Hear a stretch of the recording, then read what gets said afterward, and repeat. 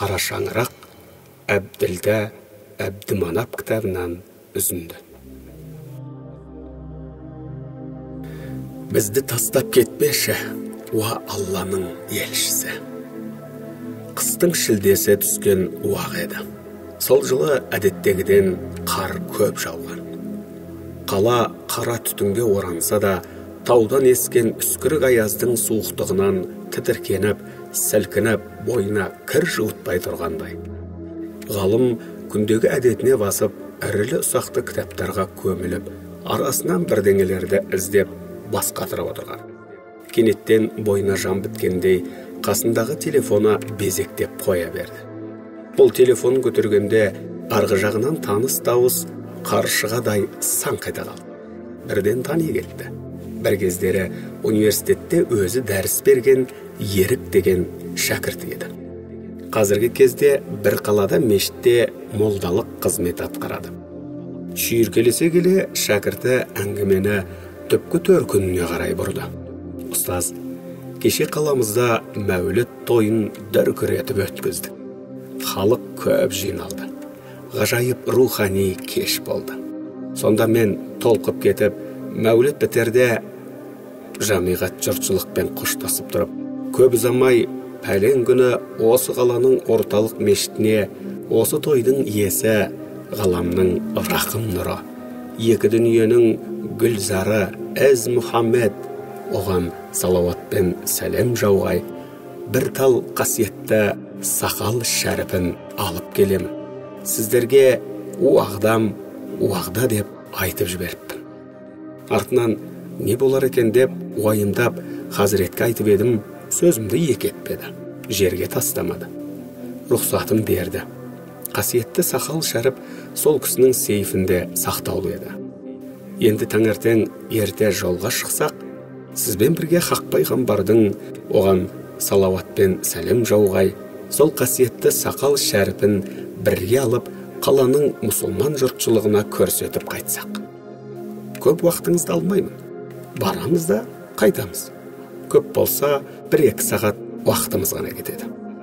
Сізді руханиятқа жақын адам деп, әрі атыңыз болған соң, бір күніңізді қияды ғой деп, телефон шалып тұрмын, деп негізгі ойын айтып салды.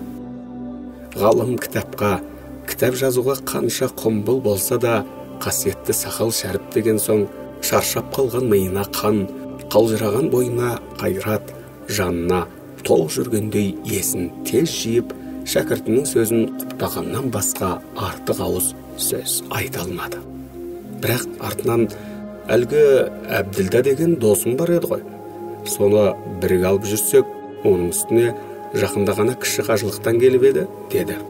Шәкірті сөзге келмей қуана мақұлдады. Олар таң алау күйінде қасиетті сақал шәріпті алып, үшеуі жолға шықты. Күншығысқа қарай көлікті шәкірті ұшыртып айдап барады. Күні кеше ғана боран болып тұрған болатын. Құдай қарасып, сол күні аспан шәйдай ашылып, шығыстан шыққан күн жаңа құйылған қорғасындай жарқырап шығып, аспанға тік өрлеп, сынаптай мөлдірей сырғып, жылжи бастады. Әйтсе де әппақ тонға оранған ұшы-қиырсыз далада шылыңтыр аяз билігін құрып, өктемдігін жүргізіп тұр. Көліктің іші жылы болса да, тыстағы аяз әйнектен даланың перісіндей төніп қарағандай денеңді тітіркендіреді. Бірақ сол күні де таң дәл бүгінгі сапарындай ғажап батқан еді.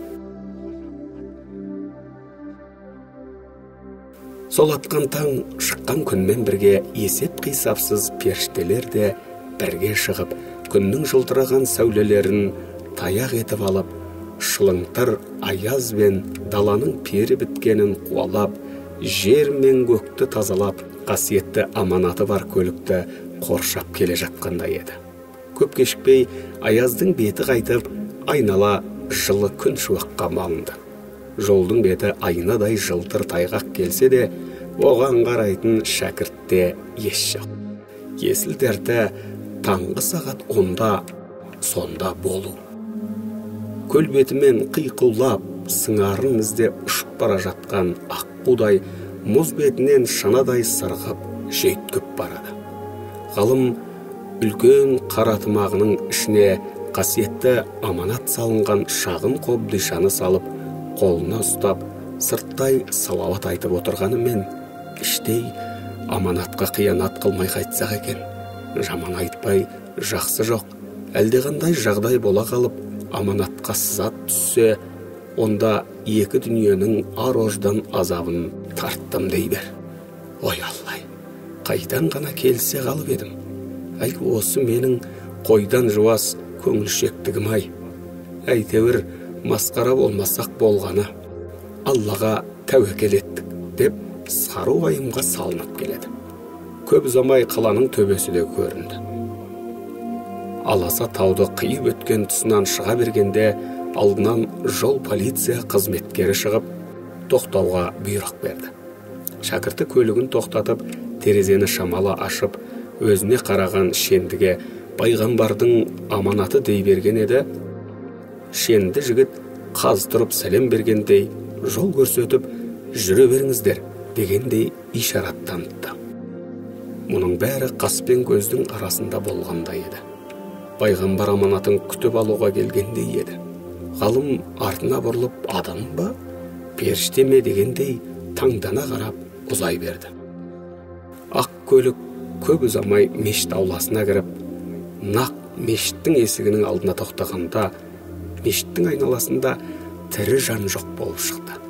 Тіпті көлік кептау деп есіктен қараған ешқандай пенде болмады. Айналада көліктер де жоқ. Зым-зия, жым-жылас, бәрі жоғалып, бір жаққа үдере көшіп кеткендей. Тіпті қыстың бұтақтан бұтаққа қонып, шырылдаған торғайлары да жоқ. Ақ ұлпа қарды қашылықтағы ихрам жамылғысында етіп киіп алып, жапырақтарынан жұрдай болып, сол жұрдайлығын қушиған софыға ұқсатқандай көрініс танытқан ағаштар ғана состиып бұларға қарап қалғандай болды. Ғалымның дегбірі қашты. Іштей, ой Аллай, мына мешітке тірі жан келмеген бе? Қабат деген ай, енді қайттық. Әз пайғамбарымыздан ұят болатын болды-ау. Мына мешітке көп болса имамдармен бірге 10 шақты кісі бар шығар-ау. Халық келмеген екен де. Кеңес деген кесірлі тажалдың тырнағынан шығу оңай деймісің? Алланың салауаты мен сәлемі жауғай, пайғамбарын қайдан танысын бұл халық? Бәріміз жабылып, таныта алмай жүрміз ғой. Осы мешіттің азғана жамағатының өзі әртүрлі түсінікке бөлінетінге ұқсайды. Намазхандар осылай болса, қарапайым халық пайғамбарын қалай білсін, қалай танысын, қайдан махаббаты ояна қойсын? Оның үстіне жатағымдар да осы мешітте бар деуші еді. Шіркін, беу дүние-ай. Есіктен тым болмаса бір адам шығып қарсы алмады-ау. Шіркін, тым құрыса бір адам асыға үсіге жүгіріп шықса ғой. Уа Алланың елшісі, сіздің бізге жіберген асыл аманатыңызды қабыл алдық десе шіркін. Қап, пайғамбарымыздан ұят болды-ау. Әлгі шәкіртім 2 сағат боламыз деп еді, енді көп болса сүт пісірім уақыттан соң шығып кететін болдық-ау деп, сары уайымнан жүзі кесектің астында қалып қойған қауынның жапырағындай сарқайып, қуарып кетті. Бірақ жүріп келе жатып, сонысын білдірмегенсіп, шыңылтыр аяздың суығының ізі етіп көрсеткендей бір қолмен бетін уқалай берді. Бұл алдында 2 жолдасы артында қалды.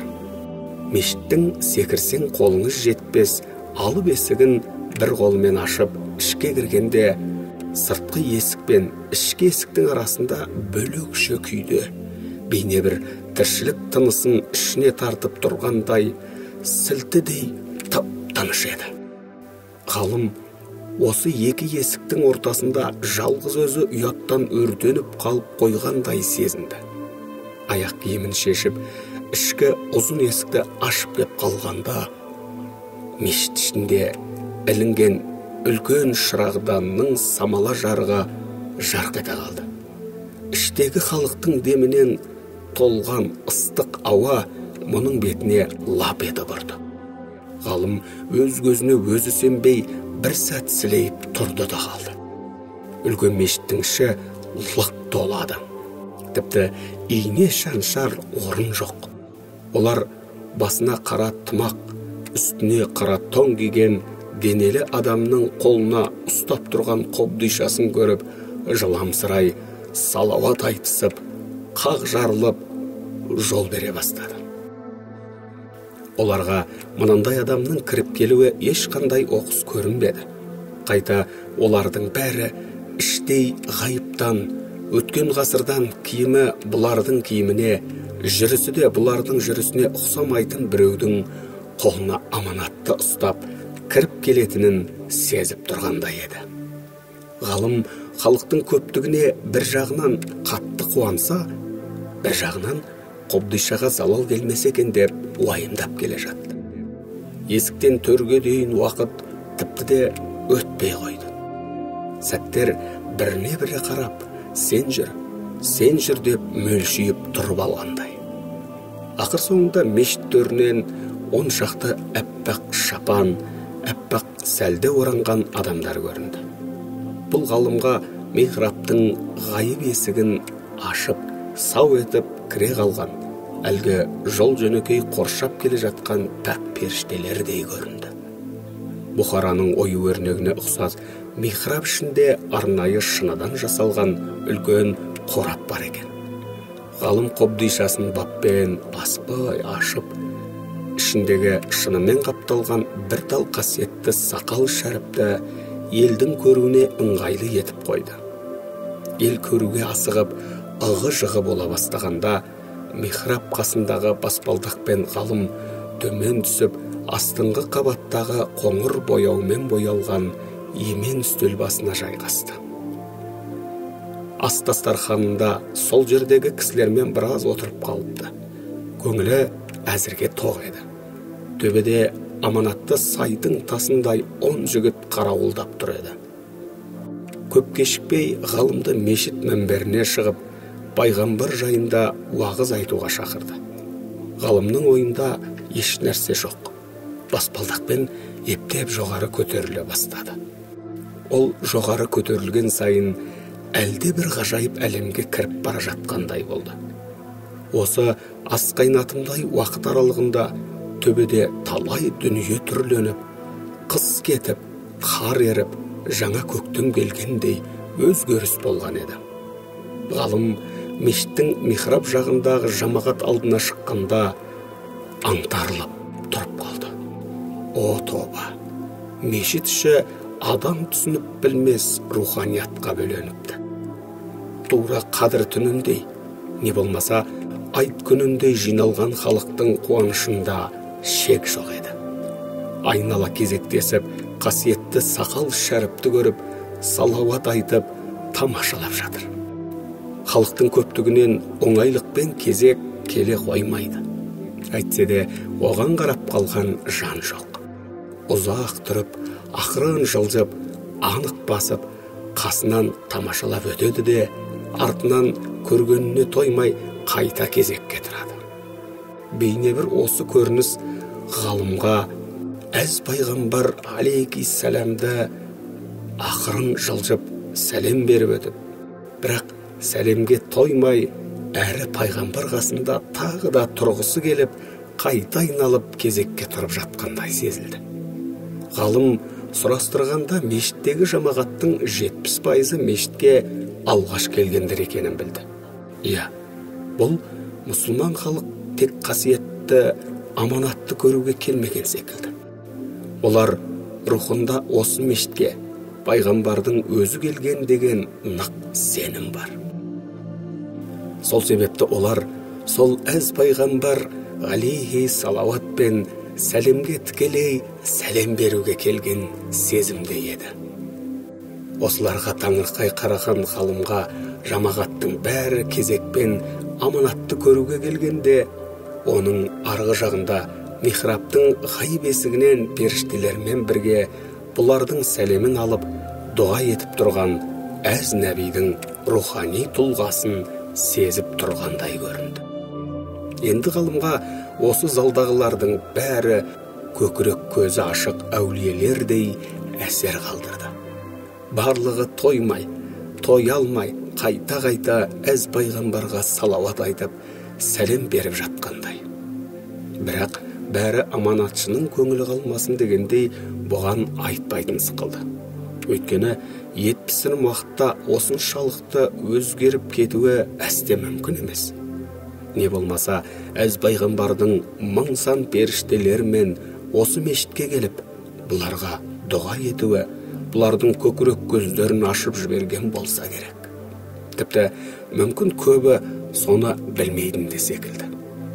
Иә, соншалық пайғамбар аманатын көруге келген үмбеттің мұншалық ықыласы мен оған деген ерекше махаббатынан әз пайғамбардың бейхабар қалуы мүмкін емес.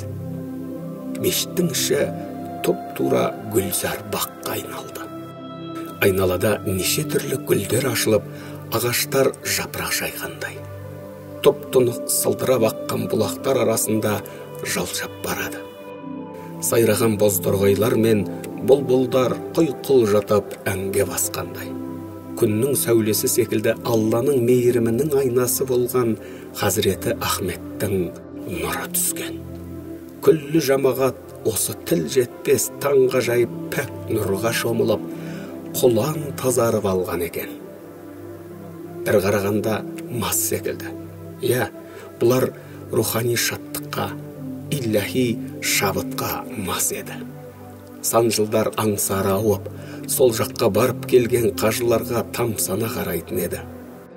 Құрма берсе, пайғамбардың тікелей өзіне беріп жіберген сәлемдемесіндей көріп, сүйегінің өзін жерге тастамай тәсіп етіп тартып, моншақ етіп, сәби қыздарына әдемі болып, пайғамбар батасын алып өссін деп, мойындарына тағатын. Енді міне, бұлар Мединаға жете алмай, бару нәсіп болмай жүргенде, бүгін әз нәбидің өзі осы қаладағы үмбетін іздеп келіпті.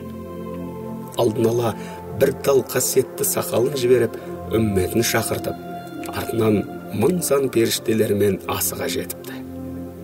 Ғалым мына залдың мүлде бір басқа ғажайып әлемге айналып кеткеніне әлі таңырқап тұр еді.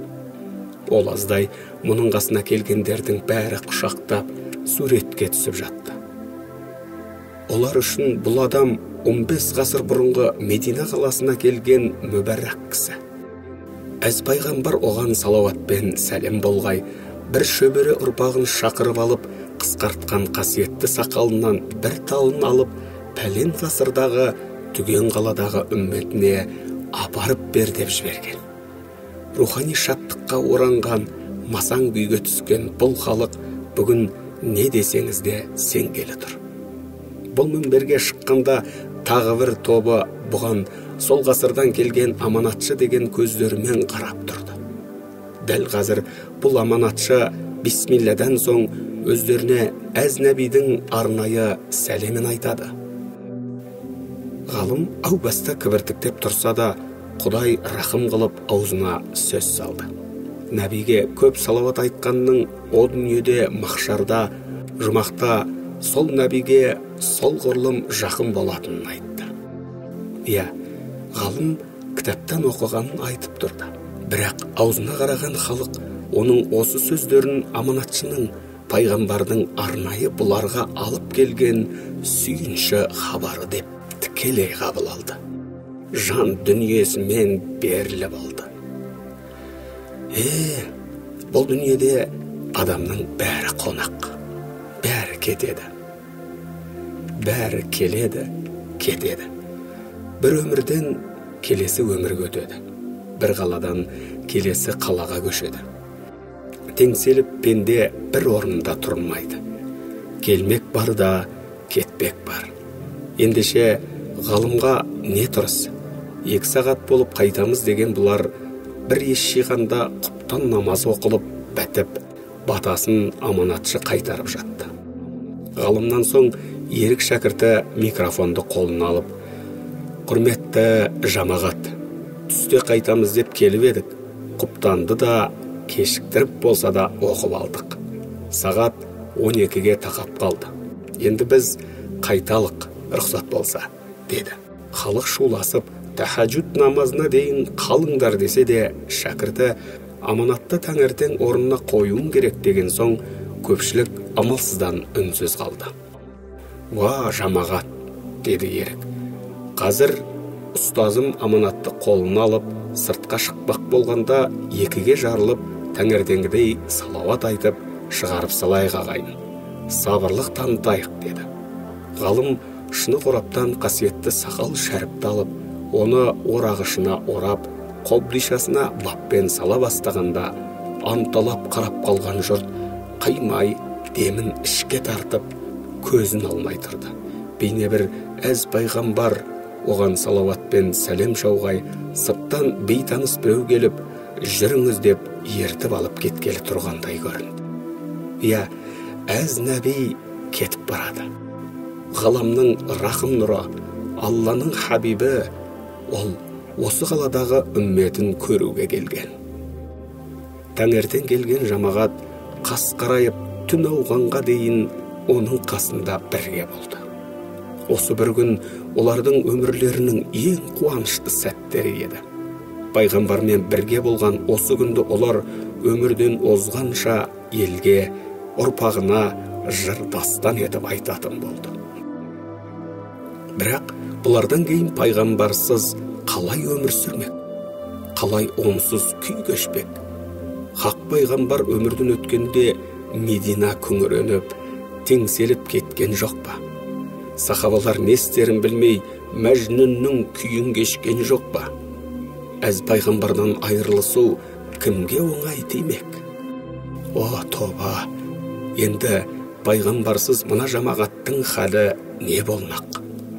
Ғалым қаратымағына аманатты салып, енді есікке беттей бергенде, 2-ге жарылып тұрған жамағат Алланың елшісімен қоштасып, қимай көздеріне жас алып, шылап, салауат айтып тұрды.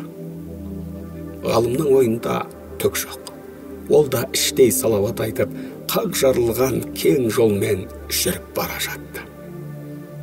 30-дар шамасындағы бір жігіт: «Уа, әз нәби, уа, пайғамбарым, сізге Құдайдың салауаты мен сәлемі толассыз жауған ақ жауындай жауа берсін. Бізді тастап қайда барасыз? Біз сізді жібермейміз. Сан жылдар бойы өзіңді аңсап, қолымыз, жанымыз енді жеткенде қайда кетіп барасыз? Біз сізді көп сағындық қой. Әлі сағыныш мауқымызды баса да алмадық. Жұпар исіңізге тоя алмадық. Я Расулалла, деп еңіреп, балаша жылап, ғалымның алдында тұра қалды. Сол-ақ екен мешіттегі күллі жамағат: «Уа, Алланың елшісі, бізді тастамаңыз. Сізге енді жеттік қой. Қайда кетіп барасыз? Жібермейміз сізді», деп шулап, еңіреп, жылап қоя берді. Тынып, мүлгіп тұрған мешітші әп-сәтте азан-қазан болып, жылаған, улаған, шулаған, еңіреген дауысқа толып кетті. Жамағат тұтастай есін жоғалтып алған еді. Ой Аллай! Таңертең ғана көбісі мешіттің есігінің қай жақта екенін білмей, сыртта есіктің алдында жалғыз отырған Әбділдадан сұрап жүрген халық қалай ғана күн батпай жатып, мұншалықты пайғамбар ғашығына айналады. Қандай қасиет, қандай тылсым күш бұл. Әз пайғамбардың бір тал сақал шәріпіне деген махаббат қимастығы осылай болса, сахабалардың, пайғамбардың өзі дүниеден озғандағы қимастық сезімдері қалай болды? Қайтып қана шыдай алды екен. Содан екен ғой, Әзіреті Біләлдің азан шақырмай қойғаны. Содан екен ғой, көп жылдан соң Біләл Мединаға келіп азан шақырғанда Мединада жыламаған адам қалмағаны. Иә, Нұр Мұхаммад болатыны осы екен ғой. Оның нұрына бір бой алған адам қайтып оның қасынан кете алмай қалады екен-ау. Одан айырылысу дүниедегі ең үлкен қасірет екен-ау. Сен болмағанда ғаламзатты жаратпас едім деген Алланың шексіз құдіреті-ай. Ол болмаса Медина тұрмақ жаратылыс мәнсіз қалады екен-ау. Күллі пайғамбардың үмметіне әз-нәби ғашықтық жыр дастаны болғаны сол екен ғой. Хазіреті Исаның қайта жерге түсетіні де, өлген соң періштелердің оның мүбәрәк жаназасын әз-нәбидің қасына жерлейтіндері де сол екен ғой. Ғалым бірден есін жинай қойып, Қобдишаны бар күшімен көкірегіне қыса қойды. Аманатқа залал келеме деп үрей ұшты. Зәресі қалмай қорықты. Я Алла, өзің жар болығыр дегенді толассыз қайталаумен болды. Бірақ халық бұған қарамай ұмтылып, есін жоғалтып алса да, Қобдишаға пәлендей жармаса қоймады. Есікке қарай беттегенде ғайыптан біреулер келіп, бұған жол ашып беріп тұрғандай болды. Ол аманатты құшағына қысқан бойы есікке дейін таңертеңгі келгеннен бетер ұзақ жүрді. Аманатты қорғап, талай белесті асып, талай қиыншылықты бастан өткізгендей болды. Ақыры есікке де жетті. Әбділді аяқ киімін ұсынғанмен, ол бәрін ұмытып, аяғындағы шұлығымен далаға атып шығып, көлікке беттей берді. Бір ғажабы, жамағаттың ешбірі тысқа шықпады. Жылап сықтап, Алла үйінің ішінде қалды. Бұл көлікке беттегенде түн жарымда мешітте енді тауып келіп ем. Үйде қолым тимей енді келіп едім. Әз пайғамбардың қасиетті аманатын бір көрсем болады ма деп, бір өрімдей жас қыз келе қалды. Ғалымға, бұл не? Қызға айналып көктен түскен періште, не қыз кейпінде келіп тұрған әлгі аққарды ихрам етіп киінген ағаштың біріндей көрінді. Әз нәбиге деген махаббатынан шыдай алмай келіп тұрғандай көрінді. Бірақ қатты сасып, есін әзер жиып, әлі де қорқып тұрған аманатшы қызға мұрсат бермей көлікке қарғып мініп, шәкіртіне тарт деген сөзді ғана айтылды. Кейіннен ғалым сан талай рет осы кезде есіне алғанда қап шіркін. Сол адамға айналған періштеге көрсете салсам ғой деп өкінген еді. Бұлар көп ұзамай қаладан шығып, даңғыл жолда шанадай сырғып бара жатты. Ғалым қайта-қайта артымыздан қуалап кеп қалмас па деп артынан қараумен болды.